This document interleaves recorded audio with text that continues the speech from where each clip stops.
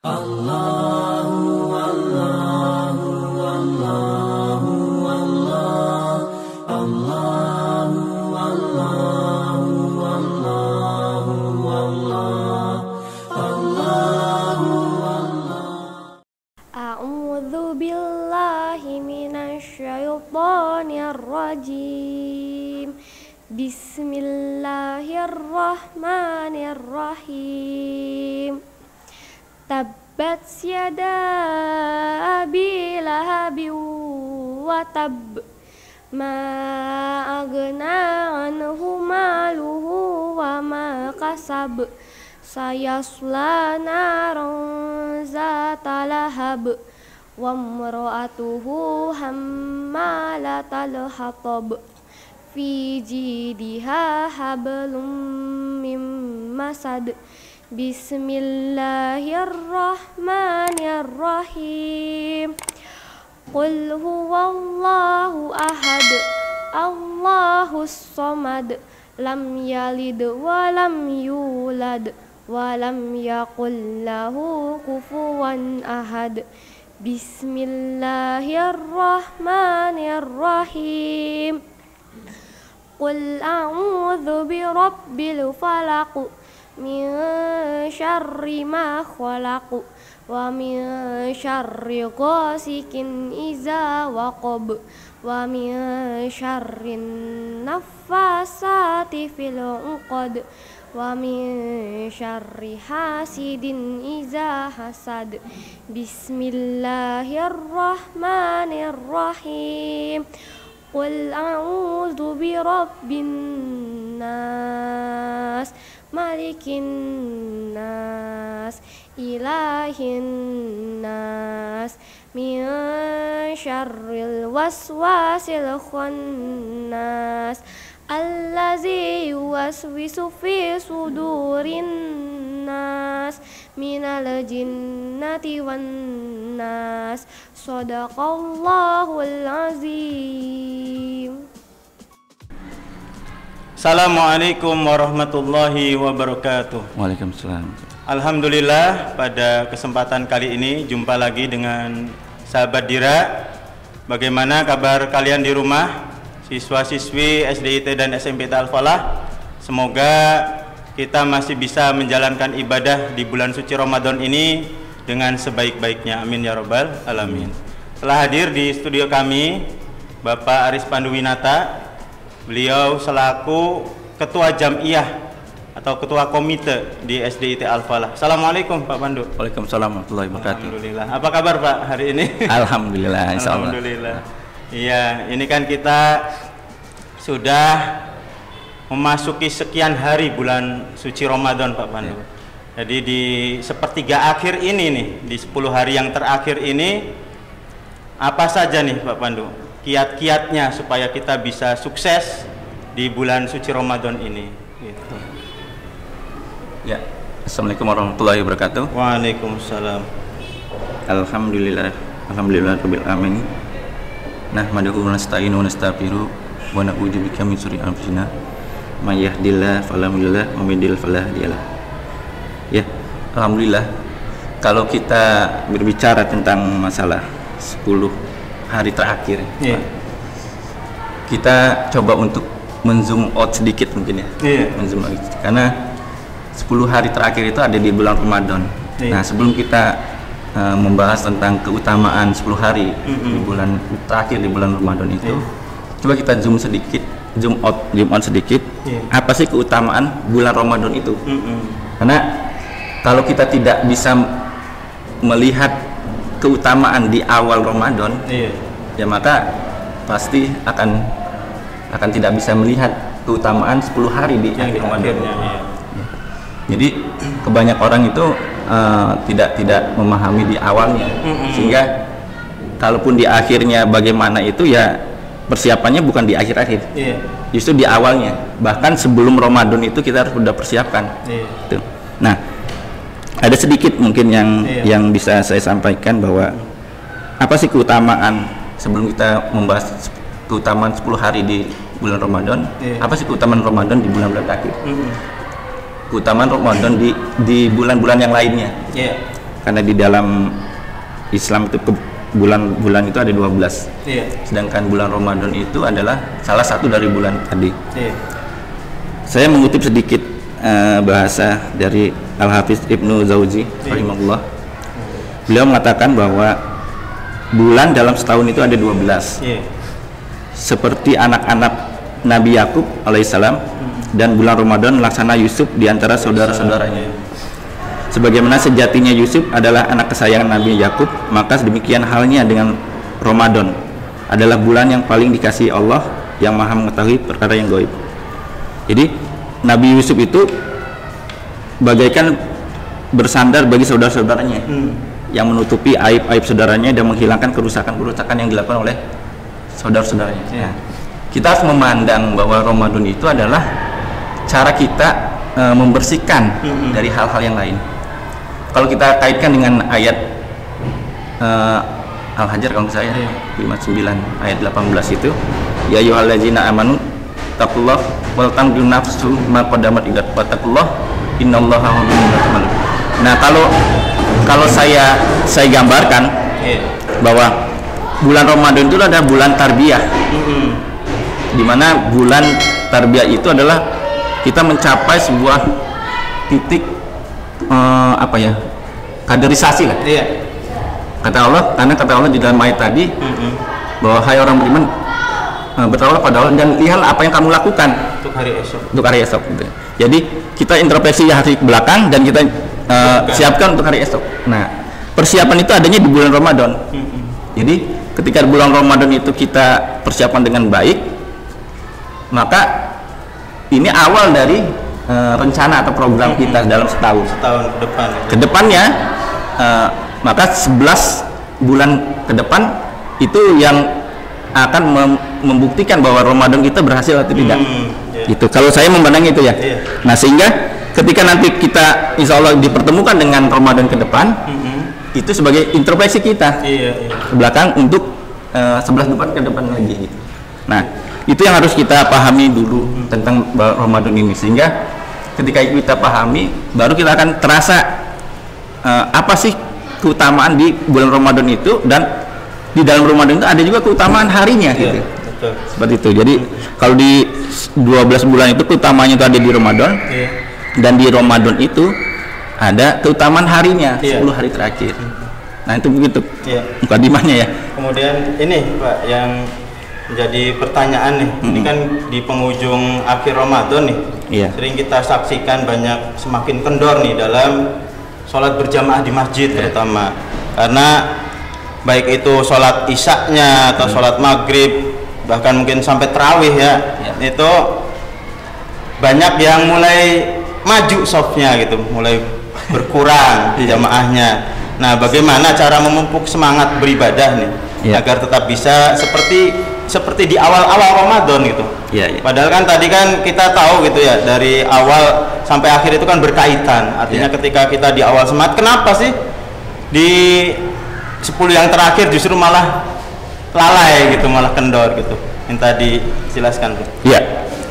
Seperti yang saya katakan tadi bahwa bulan Ramadan itu memang harus kita persiapkan sebelum datangnya. Nah, setelah ada bulan Ramadan kita persiapkan untuk 10 hari terakhir. Nah, bagaimana cara menjaga itu? Kalau kembali lagi ke pertanyaan tadi, kita memandang Ramadan itu dulu. Ketika Ramadan itu sudah kita pandang seperti itu, maka itu akan menjadi semangat bagi kita. Dan saya katakan bahwa Ramadan itu adalah bulan tarbiyah. Kalau saya sedikit suka menulis di Facebook itu bahwa bulan tarbiyah itu adalah dari Allah untuk keluarga. Nah, kalau kita membawa itu kepada tarbiyah sebuah keluarga, maka seorang ayah ini memang kebanyakan seorang ayah sekarang itu agak bisu ya. Jadi jangan menjadi ayah yang bisu itu adalah kita tidak bisa berkata-kata ke depan anak gitu. Nah, cuek gitu ya. Nah, persiapan ini dari awal ini adalah kita terkadang memandang bahwa kepada anak itu mengajarkan sebuah beban gitu. Syariat Islam itu dianggap sebuah beban. Disuruh puasa. Sedangkan kalau kita lihat di dalam ayat saum ini, ujungnya dari saum ini adalah supaya kamu menjadi orang-orang yang bertakwa. Nah, bahasa takwa itu saja mungkin kita kadang menyempitkan artinya. Takwa itu kalau misalnya di dalam sekolah ya, ada takwa adalah mengerjakan apa yang diperintah dan menjauhi apa yang dilarang. Kalau itu sebuah makna dari takwa, maka seorang robot, sebuah robot ya. Nah, kita mungkin paling sebuah robot paling bertakwa gitu, karena robot itu di setting dia akan melakukan sesuatu yang diperintahkan, sedangkan ketika dia dilarang maka dia akan melakukan tidak akan melakukan yang dilarang itu. Nah, sedangkan kita tidak sedang menciptakan generasi robot gitu. Nah, sehingga apa yang harus kita persiapkan supaya anak itu ya terutama di keluarga ya bisa meningkatkan imannya gitu. Banyak sahabat-sahabat Rasul itu yang masih muda itu ketika ditanya, ya Rasul saya pemuda gitu ya, apa yang harus saya lakukan, ibadah apa yang saya yang bisa lakukan, maka kata Rasul, berpuasalah kamu di 3 hari dalam 1 bulan. Ayyamul bid ya. Iya, lalu apa sahabat Rasul yang masih muda itu mengatakan, ya Rasul saya itu masih muda. Jadi nawarnya itu bukan ke bawah Pak, naik namanya. Ketika itu ya sudah, saya itu masih muda, masa cuma 3 hari. Maka kata Rasul, dinaikkan oleh Rasul, bersaumlah Senin Kamis. Itu masih nawar lagi Pak. Saya itu masih muda ya Rasul gitu. Akhirnya disuruh oleh Rasul, maka berpuasa kamu sehari dan berbuka sehari. Jauh ya puasa. Bagaimana kita bisa menciptakan sebuah generasi yang mana generasi itu nawarnya itu bukan ke bawah Pak, nawar ke atas. Nawarnya itu ke atas gitu. Dalam hal ibadah. Iya, dalam hal ibadah gitu. Nah, itulah makanya di bulan Ramadan inilah sebagai dasar kita untuk bulan tarbiyah ini. Makanya kalau 14 menit kayaknya kurang ya sebenarnya. Tapi insya Allah memudahkan ya. Jadi di bulan Ramadan, bulan tarbiyah ini kesempatan kita seorang ayah ini untuk membangkitkan hati mereka, membangkitkan hati mereka supaya ya kena gitu. Jadi bukan hanya merintahkan kamu dilarang, kamu ini, bukan itu, tapi hatinya yang dinaikkan gitu. Nah itu ya caranya dengan kita persiapkan, ya persiapkan bahwa sebelum Ramadan itu kita persiapkan. Salah satu sederhana aja yang harus kita persiapkan bagi bapak-bapak, bagi ayah-ayah yang mungkin ada kewajiban untuk menafkahkan anak istri, pasti ada pekerjaan yang harus dilakukan. Tapi masa sih dalam setahun nggak ada waktu 10 hari aja untuk cuti gitu. Nah, yang saya sering coba untuk ajak kepada ayah-ayah ini, pada ayah-ayah yang sedang kita coba untuk menggugah ini dalam hari ini, memang kebanyakan ayah-ayah itu orang yang bisu gitu ya, yang tidak bisa berkata-kata dengan anak-anak itu. Adalah coba siapkan waktu cuti, kan biasanya kalau setiap tahun tuh ada cutinya. Nggak tahu kalau guru ada cuti nggak? Kalau guru itu biasanya sepekan sebelum Lebaran. Sepekan belum. Dan sepekan dalam setahun tuh berapa hari biasanya? Ya bisa 14 hari. 14 hari. Nah itu kan artinya masih lebih dari 10 hari kan. Maka jangan ambil cuti itu dalam setahun kecuali di akhir bulan Ramadan. Sehingga di 10 Ramadan itu ketika sudah kita persiapkan semuanya, maka kita ajak anak kita untuk ya istikaf gitu di dalam. Nah disitulah pelajaran-pelajaran yang bisa kita lakukan. Kenapa? Kita dibantu dengan kondisi gitu. Dan kondisi Ramadan ini kita dibantu. Gitu. Dengan itu Allah akan mudahkan insyaallah. Seperti itu. Baik, terima kasih Pak Pandu. Jadi dengan 10 hari yang terakhir ini kan memang ibadah yang paling populer ya di kalangan umat Islam kan ibadah itikaf ini. Kemudian dari tahun ke tahun ya kebetulan mungkin bagi yang sudah berkeluarga ya, termasuk saya sendiri gitu, mungkin dulu ketika masih bujang sih kita bisa gitu mengatur, memanage waktu gitu ya. Jadi begitu masuk malam 21 kita posisi sudah di masjid gitu. Sudah beritikaf gitu. Bahkan kadang kok kenapa gitu momen-momen indah seperti itu sulit untuk didapatkan gitu. Bahkan kadang ketika kita memaksakan paling hanya bisa beberapa hari saja, entah 2 hari atau 3 hari dan lain sebagainya. Dan kebetulan kadang kan kita juga ini jadi pengurus di masjid atau musola di tempat kita gitu. Itu sampai kan kadang tetangga ada yang, waduh Pak, janganlah nanti siapa yang ini, kalau ada yang berhalangan, ada yang tidak bisa ngimamin sholat tarawih dan lain sebagainya. Ya mungkin di situ ya, jadi ada apa sebagai apa ya, tarik ulur gitu tuh Pak Pandu dari situ. Nah, hanya saja di 10 hari yang terakhir ini kan ada Lailatul Qadar gitu. Nah, yang ingin ditanyakan persiapannya apa nih untuk bisa menggapai Lailatul Qadar tersebut gitu. Karena dengan keterbatasan waktu ya, dan tempat gitu tuh Pak. Minta dijelaskan. Ya. Memang kesulitan dari sebuah ya, memang dari seorang ayah gitu, kadang ada aja, tapi insya Allah kalau misalnya kita bisa memanage itu dari awal. Sebagai contoh, kalau saya pernah lakukan tahun kemarin, 2 tahun kemarin, kalau tahun kemarin kan sudah pandemi, 2 tahun kemarin itu saya mencoba itikaf itu, kalau saya supaya tidak di apa tergoda dengan hal-hal yang kayak gitu, saya jauhkan sekali Pak itikafnya. Waktu itu saya itikaf di Bandung, di salah satu masjid di Bandung, di luar kota. Jadi anakku saya bawa semua gitu. Oh berarti sekeluarga ini? Enggak, laki-laki aja, yang laki-laki. Rencananya tuh setahun ke depan, setahun kemarin itu mau dibawa semua, tapi ya pada Allah ada pandemi itu jadi nggak jadi. Jadi supaya tidak tergoda dengan hal-hal yang tadi, ya kita tinggalkan, benar-benar kita tinggalkan gitu. Tapi memang kita persiapkan untuk kerja itu, karena kita ada kewajiban, tapi kita persiapkan dengan mungkin dengan salah satunya cuti tadi, kita ngambil cuti. Nah kita ambil itu di tempat jauh gitu ya. Nah memang orang terkadang itu saya agak lucu ya, mau sedih atau mau ketawa sebenarnya. Ketika ada hadis mengatakan Lailatul Qadar itu akan datang di bulan-bulan ganjil. Malam-malam ganjil. Ya, malam ganjil. Itu malam ganjil, terutama di malam ke-27. Itu masjid itu ramai Pak. Penuh ya. Penuh. Nanti malam ke-26 28 sepi lagi. 29 udah pada siap-siap mau pulang.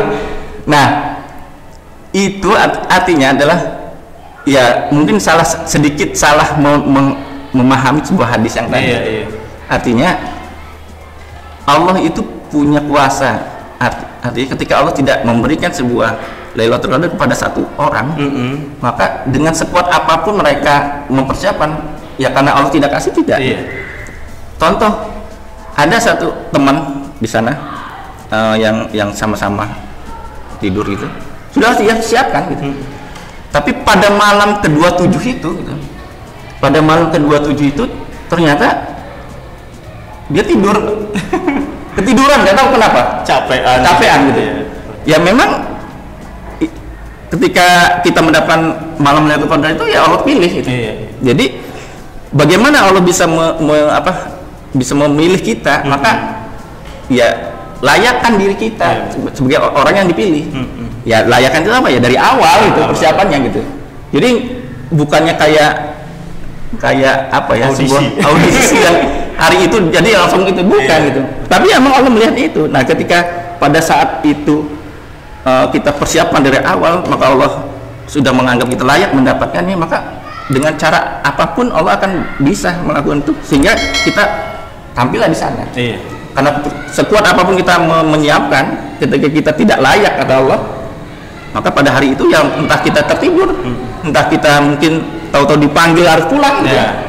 Itu ada yang disuruh pulang Pak. Saya pernah waktu itu di sini itikaf di masjid di Cirebon ini pernah sekali.